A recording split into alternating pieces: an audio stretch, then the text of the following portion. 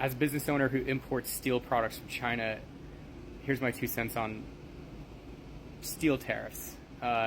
We make these, and this is the insane part about, why we do and why like all American companies are making stuff in China versus America. And in short, I mean, if you want to skip this video, what it's about is Americans are a bunch of babies and they're hard to work with.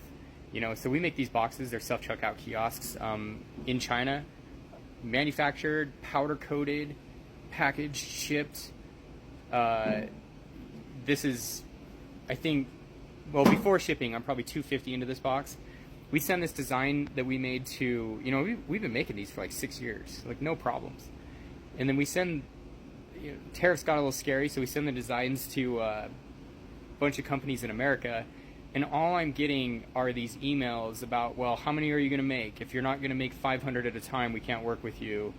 And then then maybe they can, they'll say, we'll make it. It's a huge pain in the ass for us, but we'll do it.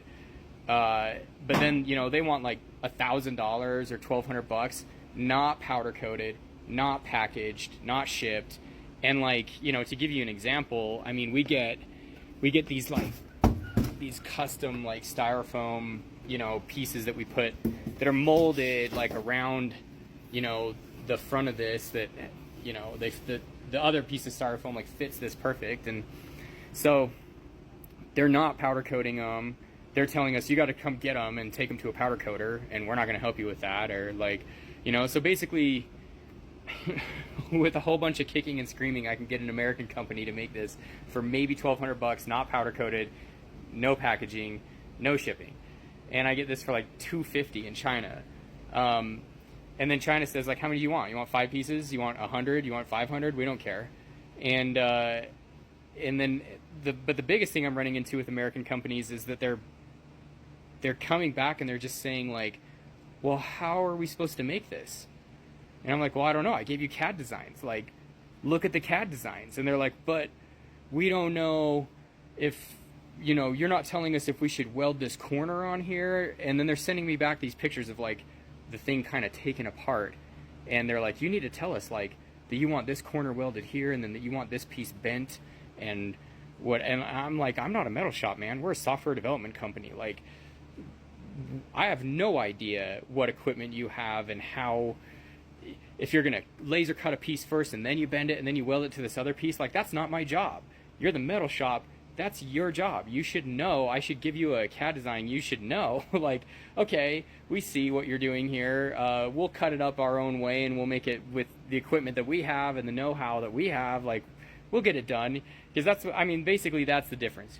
I give this to China and they say no problem. And then 6 weeks later, I have these beautiful boxes in my hands for 1/10 of the price of America. And so even if the tariffs end up being the original 25% tariff plus the 10% that he just added, plus another 25% on steel products, I'm probably still going to make them in China because I don't have to deal with Americans. And on top of all that, like, you add another 60% to what I'm paying, I bet they're still cheaper to do in China with a million times less headache. Like, I hate working with American companies so much. There are no words for me to describe how horrible of an experience it is working with American companies, especially in the steel industry. So his whole idea of like, we're going to bring all these jobs back to America, like, he would probably have to put a 200% tariff on all things from China for me to stop making these in China. Because I cannot find, and like I said, I've been doing this for 6 years, I cannot find a single American company that has been a breeze to work with. They've all been a fucking nightmare. And every single company I've ever talked to in China has just been like so easy to work with. Just, they'll tell you if they can do it or not, and then if they can't, they'll send you to their friend that does it, and they'll be like, these guys have the equipment, they can do it for you. So much easier. I can't, yeah. I mean, basically, all that these things are doing is, I'm going to pay more for this, I'm going to raise my prices, my customers are going to pay more for this, They're going to raise their prices. The end user of this system is going to pay more. All of us are going to pay more because the Grand Cheeto is an idiot.